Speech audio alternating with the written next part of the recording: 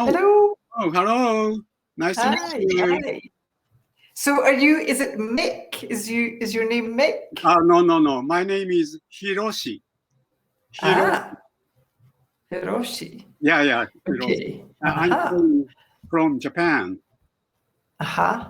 Japan. Okay. So where are you from?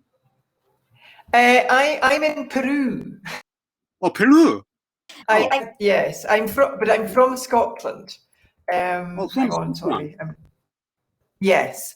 So I'm from Scotland. Wow. But, Did you come to Peru? well, I arrived in Peru just before the pandemic. So in January 2020. And I've been here ever since. Oh, so you mean you couldn't go back to your country? So you? Oh no, I could. Well, there were certain times when I could and certain times when I couldn't. But I mean, the UK and including Scotland were not having a good time, so there was no point going back to the UK. I didn't want to go back to the UK. Oh, I see. I understand. Yes. Here in Japan, it's very, very hot, Yes. In my area, the highest temperature was a little more than 36 degrees. Wow. It's very, very hot. Yes. And which part of Japan are you I in? live in the southern part of Japan, called Kumamoto. And is that usually hotter or colder than the north? Usually very hot, Yes. the southern part of Japan. But now, everywhere in Japan, it's very, very cold. Sorry, very hot. I mean. Very hot. Okay. Yeah. Wow. So the Olympic athletes will be struggling in the heat. Well, maybe most of the venues probably are air conditioned, but well, I suppose, yeah. Marathon race will be held at the end of the game. So it is held in the northern part of Japan, called Hokkaido. Yeah. First, they seem to have it in Tokyo, but yes, it will be very hot, so they changed to Hokkaido. So is it hotter than usual at this time of year? Well, actually, nowadays it's very hot. I mean, these years, because of the global warming, the climate has completely changed, and we seldom have the 35 degrees formerly, but nowadays it's quite normal to have 35 degrees. So unbelievable. Yes. Cannot stop it at present. Because I think, I mean, there's the droughts. We're having droughts, real shortages of water in Northern America, in the West. But also, my Turkish student was telling me that every year it's getting hotter. And, Turkey has quite they have quite a difficult situation with water. They could quite easily every summer run out of water. And that situation is getting more and more serious every year, she says. Yeah. So it's happening around the world, as predicted, of course. Yeah. We haven't had rain recently in summer, so probably we will suffer the water shortage here in Japan too. So usually, because they're predicting there will be, I don't know quite what they call people, climate refugees. Climate refugees. It's very interesting. And this has actually already happened in Bolivia. So I am in Peru. I'm next door to Bolivia. And one of their lakes has completely dried up. totally dried up. And there was a population of people who were dependent on this lake. They didn't live on the lake, they lived beside the lake. But now they're effectively climate refugees within their own country.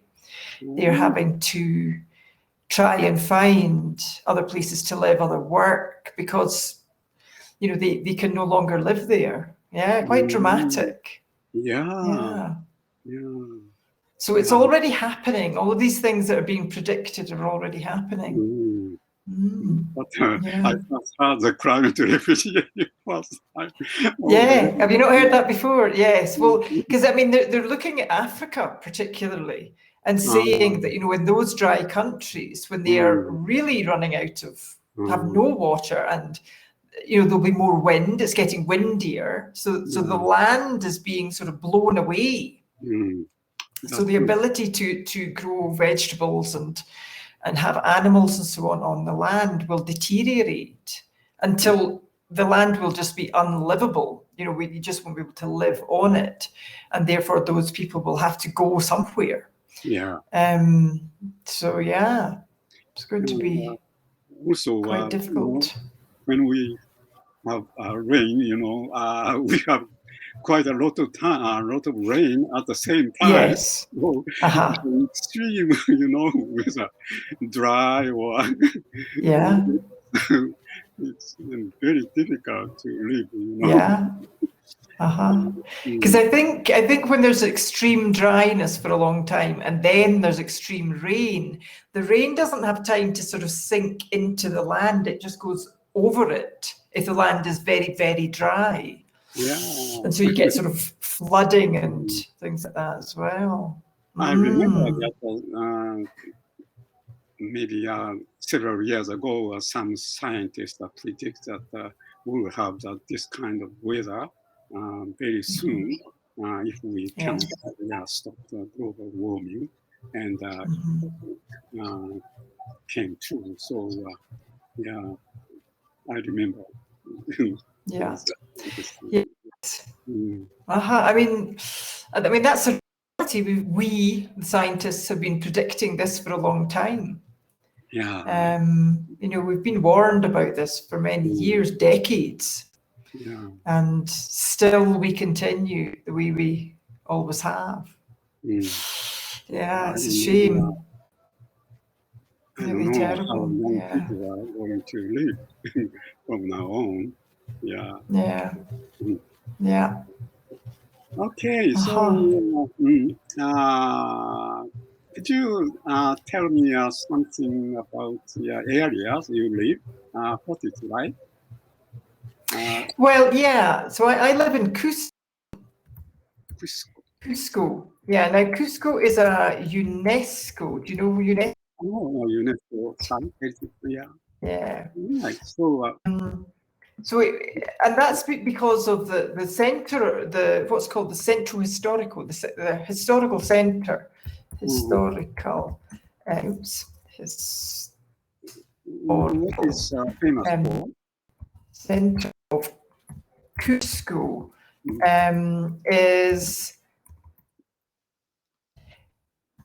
was built by the Incas. And the Spanish conquerors. Yeah. Yeah. Now, what is today? Today is the bicentenary of Peruvian independence. 200. Yeah. 200 so today is what we call the bicentenary of independence in Peru. So basically 200 years ago, Peru achieved independence from the Spanish conquerors, if you like, from the colonial rule of the Spanish. So the Spanish ruled in Peru and also other countries in South America for about approximately 300 years. But before them, so 500 years ago, the Inca people were in control, and Cusco is the closest city to Machu Picchu. Oh, Machu Picchu, yeah. Yeah. Right. So Machu Picchu is about maybe 2.5 hours away from here, driving. Oh, yeah. So people who come to Machu Picchu tend to come to Peru, Cusco for 3 or 4 days or more. And it's so Cusco was the center. Cusco was the center of the Inca Empire. I see. The Inca Empire actually was north of Peru and also south of Peru. But Cusco was the center, was the sort of headquarters, if you like. And there are just absolutely incredible Inca sites all around Cusco, close, very close, really within the city itself, but also around the city and also further out of the city, like Machu Picchu. So it's an incredible place. Yeah, Emperor was destroyed by the Spanish, I think. Yes. That's right. Yes. So, that's the reason why the Inca Empire was disappeared. Yes. Or, yes. That's the reason. Yes. So the Spanish arrived in Cusco, and they captured the king. Was he a king or Pharaoh? The head man, and they killed him. And for example, the people that were in Machu Picchu was only occupied for about 40 years, not for very long. Those people fled into the jungle. So basically, the people were killed or disappeared. But basically, the Inca Empire was destroyed by the Spanish. And then they took over and controlled quite brutally the Peruvian people, or the people in South America, the local people. I've never been there, but my wife once went there, and she enjoyed it. Okay. I think. And did she come to Cusco and Machu Picchu? Yeah, I think so. It's a very long flight, isn't it, from Japan? So yes, absolutely. Yes. I'm getting old, so when I was young, I traveled quite a lot to foreign countries. But now I'm afraid it's too hard for me to take a long flight. Yes. I can't go South America or America or Europe. Just a middle country. Yeah, it's a fascinating country, and of course, if you're interested in it, there's lots of really good programs about Peru, about the Incas and the Spanish, but the geography, the geology of the country is incredible. So you've got the really high Andes Mountains running the whole. But you've also got the jungle, you've got desert, you've got sea as well. It's really amazing. Beautiful country. So I would recommend watching programs if you can't fly, then to watch it on telly, because it's just amazing. And really fantastic animals as well. Animals and birds. Have you seen, it's a very famous a kind of diagram, from, you can just see. The Nazca. Oh, really? Have you seen Nazca? that? No, but my plan is, we're almost out of time. My plan is to go to the coast. So to leave here, to go to the coast for a month. And one of the things I would be going to see would be the Nazca lines. So do you have the, who made that? So you, I think it's the people called, I think they're called Nazcas. I think it's I think it's the people are called the, and they were